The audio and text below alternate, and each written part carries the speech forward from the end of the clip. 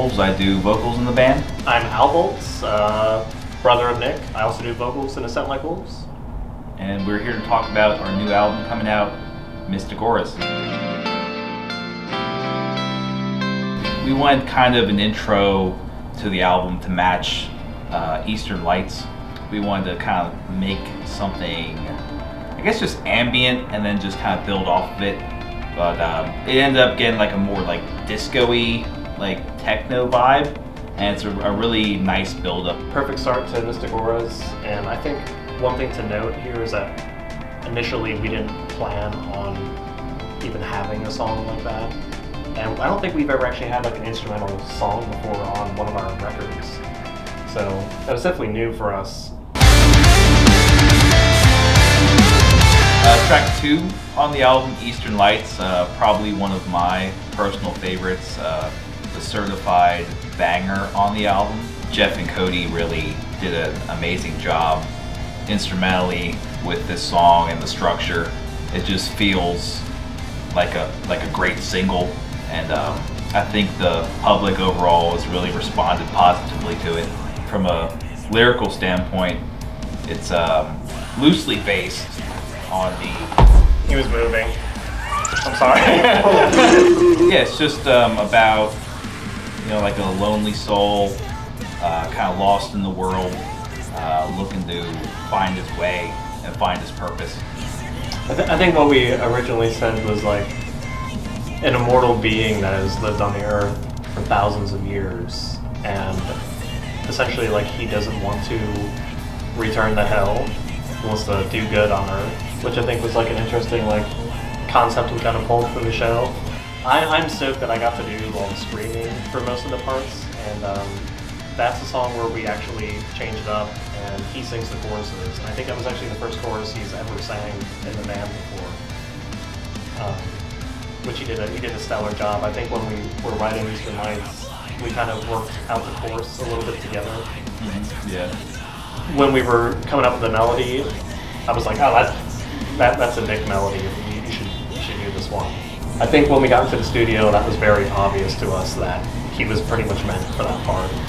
When we first put out Eastern Lights, I don't think that we expected to receive all these positive type comments from people and see it explode like that. We feel like that this song wasn't going to do well because we didn't release music for 2.5 years, or new music I should say. So to get that kind of response from the public and like our friends and family and fans was incredible. Standing by the phone, wondering if she's... Right, so track 3 on the record, it's called Telephone. We had that opening part for that song since like 2016 or something, and we saved it before we even started recording Spirit Vessel or anything. It was just kind of pre-pro. Yeah, we knew it was like an instant banger. Yeah, I mean, you can just tell from a riff, you're like, that's the song.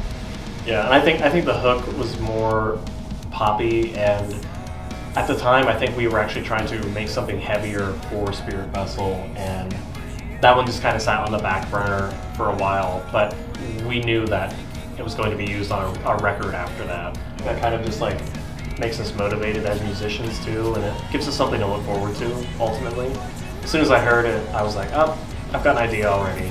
Like I did, and I think I actually played the song in my car, and I just like recorded a video on my phone of me like singing the melody for the beginning of the track. And I think that's all we really had at first. So I remember while we were on tour, I think in China or something, I played the video on my phone. I forgot I even recorded it, and I was like, oh shit, like, yeah, like, we should do that song. It sounds really cool.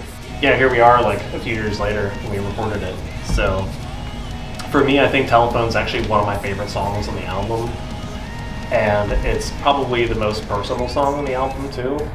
So I was kind of going through like a hard time in my life, and Nick helped me a lot with the lyrics and kind of more or less like the general direction of some of the parts in the midsection of the song too. It's just one of those songs you kind of sit in the studio and you know it's a single, And you're like, oh, yeah, like it's kind of just like a no-brainer, just sort of like Eastern Lights when you hear them. Listening back to that song was awesome because that was one of the first times I think he was doing cleans throughout the whole song in its entirety. The song generally is just about miscommunication and relationships, and you know, it's really, like Al said, like an emotional song. And I think a lot of people out there can relate to a song like this, and you know, we hope they just enjoy it and really connect with it. Coming home, never leave me. Bloom is a really dynamic song for us.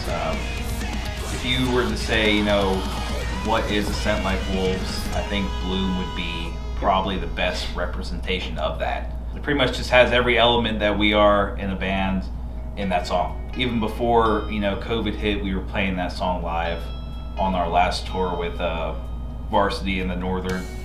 People loved it, they vibed to it, and you know, we're just thankful we got it tested out before, you know, it got released. We had JT come in and do vocals. I don't think we were really great friends with him before we did that. I think we actually had Grant reach out to him or something because we didn't know him directly. But I've encountered him a few times at Atrium Audio and shows and stuff like that. Yeah, Grant reached out to him, and like the next day he was like, yeah, this song's awesome, like I'll do it. And then we started chatting a lot, and since then we've been like super good friends. Speaking for myself, I'm a big fan of Era, and I think most of the dudes in the band kind of take influence from them as well. And we already had a music video filmed for this song, and his part was already in there. So I was talking to him for a while he was on tour in Europe, and he was actually going to film his part for the video in Europe with somebody that was a crew member, I think, or a different videographer, and it just never happened. And I think we just kind of forgot about it because we were on tour as well. And Era was in the studio probably this time last year, and we rented out a kind of like a small studio like this in Philadelphia. And well, thankfully, Era had an off day, and JT drove up from his parents' house in Maryland to come and do the shoot. We had a lot of fun shooting his own part. So Poison, you know, really stresses like the collapsing of a relationship, almost in contrast to Bloom. So Poison's kind of like the anti-Bloom. Lyrically speaking, it's just about the collapse of relationships. Really dark song. You can kind of tell we got a little bit of you know, like gang vocals in that bad boy. Something not used a lot, you know, like right now in like the scene. So we try to kind of bring it back and give it like almost like, gives like eerie vibe, getting all those people to sing. I think those are some of the best lyrics on the album, especially, and that's a song we actually wrote together in the same room and worked out everything. So it doesn't always work out like that in A Scent Like Wolves. I think we kind of go off and do our own thing, and then we come together and sort of piece the songs together. But every now and then we do work together for songs, and that was one of them. And I think that, yeah, one of the better songs on the album for sure.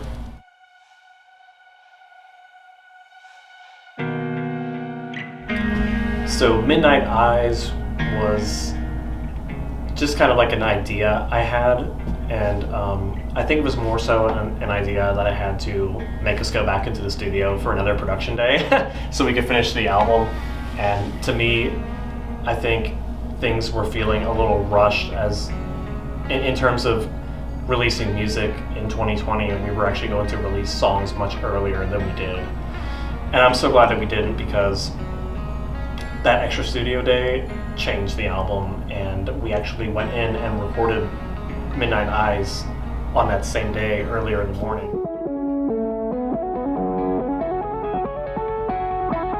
Sometimes you need a song on a record that is like a statement song, like, hey, don't worry, we're still cranking out the heavy tunes. This is definitely one of those songs. Yeah, Deja Vu is a really heavy song. It kind of gets back to the basics of older A Scent Like Wolves music, I feel. It's just you know, a visualization of metalcore as a genre. So it's nice to kind of go back in time and just kind of, you know, just write songs that were kind of like Frigid Future. I feel like that song would be kind of like a Frigid Future vibe. Yeah, like returning to our roots with like a new twist. That breakdown is really significant in the album as far as like what we can still do in terms of heaviness and diversity. Matteo from the band Novelists comes in on the breakdown, and I feel like his voice and Nick's combined just make it sound like super incredible. What Deja Vu is about, I think, is kind of the things that we have seen over and over again in the music industry, as far as like bands buying their way to the top of on tours and using like their fucking parents' money and stuff like that. And a big misconception of our band is that we are rich. Nobody in this band has been rich or is rich now. We all grew up from super poor families and just like working class families, and we've been just saving our money since the dawn of time and working in between all these album cycles and touring. And that's kind of what we talk about on the song primarily, is you know, all these bands seem to be doing like they're doing big things or accomplishments or something, but we feel like, I think, you know, some people, we're not going to drop any names or anything like that, but like almost didn't work for like what they have, and things were just given too easily for them when like we struggle a lot to even kind of come out with music like this. And I think that kind of has built our character a lot as a band too, and has made us stronger, and I think that's probably one of the reasons why we're even still active and around in the music scene. So, Death Effect, really big, heavy song, probably one of the heaviest songs we've done as a band ever. The majority of the song is just my vocals. I think Al backs me up maybe twice. You have like a bridge part, but everything is just me on that song. And I did this on the same thing, like lyrically wise, on Frigid Future, where I would just kind of take the album cover and write a song around that. So I kind of took the landscape, cityscape, mystic auras with the car, alleyway, apartment buildings, and kind of turned it into a song about, I guess, just city life, and it kind of branched out from there, being about, you know, like talking about mental stigma in modern society, and just really vibing off that.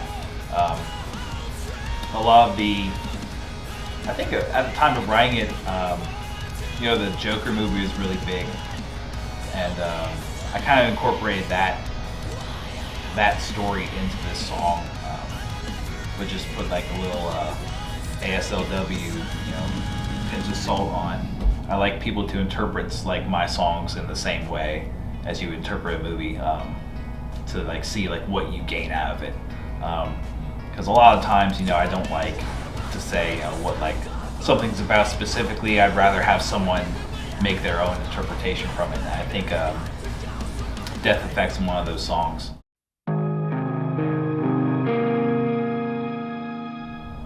Dissolve is kind of more or less an idea that Blake had, with sort of like a clean guitar sound he was working on by himself. And I don't even think I was really kind of asking him to like produce a song or anything like that. I think he brought it to me, and as soon as I heard the intro riff and what he was doing with the chorus, I thought it was really cool, and that the band kind of hasn't done anything like that yet, so to speak. But for me, it's kind of like more or less like a personal track too, just kind of watching your past life and like what you thought was building up to a future just kind of completely dissipate. And yeah, it's like another very sad song on Mystic Auras. That song's like all me. I don't even think Nick's not even on it, I don't think, right? No. So yeah, like we kind of kept two tracks like that for each other. He was going to do Death Effect, and I was going to have mine because I already knew that what direction vocally I wanted to go on the song, and like I said earlier, it was kind of one of our ideas from the start to have Buka on the track, and which actually worked out. So she wrote her own part for the second verse, and actually sings with me, sings the harmonies on the bridge and the final chorus as well. So it was pretty cool actually working with an artist like on a full track in that way. We had never done that before. Yeah, overall, kind of a super sad song, but I am very hyped about the end product for the song. I think it sounds incredible, and the last chorus is just like a big bang. It's just all building up completely to the end of the song. Tell me every single thing. Last track on the album, Aquamarine, our birthstone. Really angry, emotional song about the desire for like money from people, and it just makes just everyone so kind of like bitter. And this song is kind of revolts against that. It's a very fast-paced song with a dynamic chorus. I think we both sing in that chorus, and it wasn't really structured that way to begin with. But when we were in the studio, kind of Grant flip-flopped some parts around and made it sound really huge. When you continue on in life and you focus on your work and just planning ahead and everything that you have going on in your life, you sort of forget about the things that mean a lot to you, whether it's like family and friends, creative outlets, projects you're working on. And that's kind of, I feel like some of the vibe of the song too is just modern day society. I feel like has ruined, also improved, but ruined some aspects and qualities of life like that. Just worrying about people worrying about money and greed. That's definitely like taken over, and you can kind of see that in the U.S. for sure. And yeah, it's like a protest song. Yeah. It's like our protest song. One of those songs that kind of takes a hold of the reins and kind of closes the album out in a really strong fashion. Yeah, another thing with the title of the song too, he said it was our birthstone, and I was kind of thinking like, it's kind of like a jewel or stone, and I was thinking of like a mummified, like in people's eyes or something like that, and that's kind of what I feel like, like the 1% of America sees is just money, and unfortunately it affects people heavily, like the rest of us. Thanks for spending time with us here. Mystic Auras comes out Friday, February 19th. We can't wait for you to hear it. Please stream it, pre-order our merch, download that motherfucker.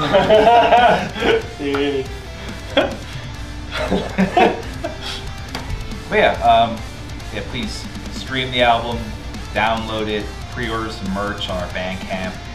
Really help us out. Just listen to it. We've worked on Mystic Auras forever. Just please listen to it. We have some pretty sick vinyl up on our merch store. And honestly, I feel like February 19th is a date we've been looking forward to a long time. Not only as a band, but I think like individually too, just because this is kind of our baby. So check it out, let us know what you think, and we will most likely respond to you.